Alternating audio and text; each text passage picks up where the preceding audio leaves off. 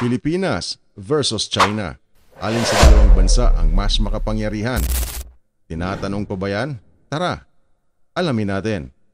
Kumusta mga kaibigan and welcome sa RNDY Vlog.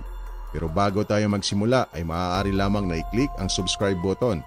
I-hit ang notification bell para lagi kang updated sa mga susunod nating video. Nitong mga nakarang buwan ay sunod-sunod nga ang ginagawang pambubuli ng China sa ating mga kapwa Pilipino sa West Philippine Sea. Katulad ng pagbangga ng sinasakyang barko at pagbomba ng tubig. Kaya sa videong ito ay ating aalamin kung gaano nga ba kalakas ang bansang China laban sa Pilipinas. Tara, umpisahan natin. Disclaimer lamang po, ang mga data na inyong makikita sa videong ito ay maaaring hindi 100% tugma sa kasalukuyang data. Ang source ng mga ito ay galing sa internet websites katulad ng Google, Wikipedia, Global Firepower at armedforces.eu. Sa kasalukuyan, ang presidente ng Pilipinas ay si Ferdinand Marcos Jr. Si Xi Jinping naman ang presidente ng China. Ang total na bilang ng populasyon ng Pilipinas ngayong taong 2024 ay umabot sa 119,106,224 katao. Samantalang sa China naman ay meron na itong 1.43 billion katao. Makailang doble ang lamang nito sa bansang Pilipinas dahil nga sa laki rin ng kanilang bansa. Ang kabuuang sukat ng bansang Pilipinas ay umaabot sa 300,000 km square at ang kabuuang sukat naman ng bansang China ay umaabot ito sa 9,996,960 km square. Ang total GDP o Gross Domestic Product ngayong 2024, ang Pilipinas ay mayroong $471.5 billion at ang China naman ay umaabot sa $18.560 trillion. Ang total income per capita ng bawat bansa ngayong 2024, ang Pilipinas ay mayroon lamang $4,130, subalit ang bansang China ay mayroon itong $13,155. Ang sentro o kapital ng Pilipinas ay Maynila. Beijing naman sa bansang China. Pagdating sa global military power, ang Pilipinas ay pang 34 out of 145, samantalang ang rank ng China ay pangatlo ito ngayon sa buong mundo. Sa usaping defense budget, ang Pilipinas ay umabot sa $4.1 billion at $227 billion naman sa bansang China.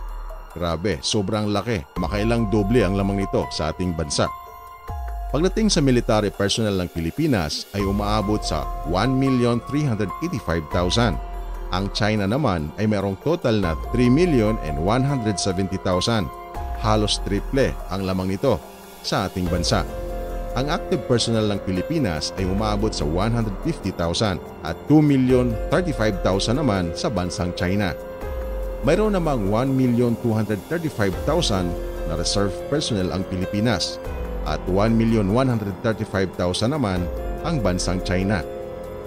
Pagdating sa kagamitang pandigma, ang Pilipinas ay mayroon lamang 36 na combat tanks, samantalang 5,000 ang bansang China. Armored vehicles ay mayroong 28,500 units ang Pilipinas, samantalang ang China 174,300 units. Ilang libo ang tambak natin dito mga kabayan. Pagdating sa total artillery ay may kabuang 36 units ang Pilipinas. Ang China naman ay may kabuang total 5,284 units. Pagdating sa rocket projector ay may 19 units ang Pilipinas, samantalang 3,180 units naman ang bansang China. Grabe naman yarn. Sa usaping himpapawid naman tayo, ang Pilipinas ay mayroong 203 units na total, pero ang China umaabot ito sa bilang na 3,304 units. Pagdating sa attack aircraft, may total na 25 units ang Pilipinas, samantalang 371 units naman ang bansang China. Fighter aircraft ay umaabot ulit sa 25 units, samantalang ang China ay umaabot sa 1,207 units. Pagdating sa usaping special mission aircraft, ang Pilipinas ay mayroong 8 units lamang at ang China naman ay mayroong 112 units. Trainer aircraft ay may total na 39 units ang Pilipinas, samantalang ang China ay mayroong 402 units. Pagdating sa helicopter, mayroon tayong 115 units, 913 units naman ang bansang China. Attack helicopter ay mayroon tayong 8 units, syempre lamang pa rin ang China na may total na 281 units. UCAV o AUV, mayroong 22 units ang Pilipinas, samantalang 151 units naman ang bansang China. Transport aircraft, mayroong 25 units sa Pilipinas, subalit 289 units naman ang bansang China. Refueling aircraft, may 4 units ang Pilipinas at 10 units naman ang bansang China. Sa usaping flight strength, may total na 111 units ang bansang Pilipinas at 730 units naman ang China. Kaya nga kung mapapansin mo ay sobrang dami ang nakabantay sa West Philippine Sea ngayon.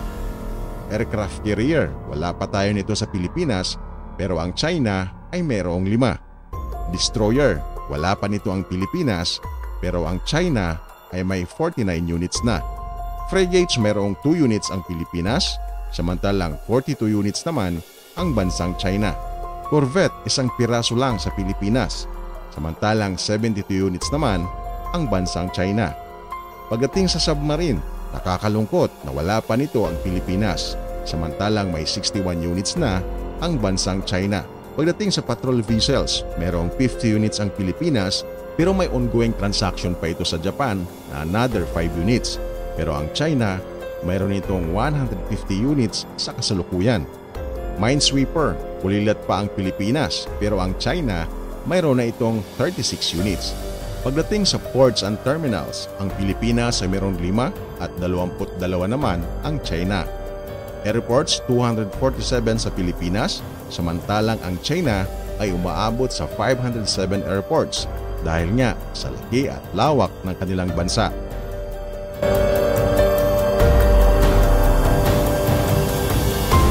Ngayon kaibigan, anong masasabi mo? I-comment mo na yan dyan sa ibaba. Ulitin ko po, ang mga data na makikita ninyo sa videong ito ay hindi 100% tugma sa kasulukuyang data. Maraming salamat po sa panonood. Kita-kita tayo sa susunod na video. Shoutout po sa lahat ng mga bagong subscribers ng channel na ito.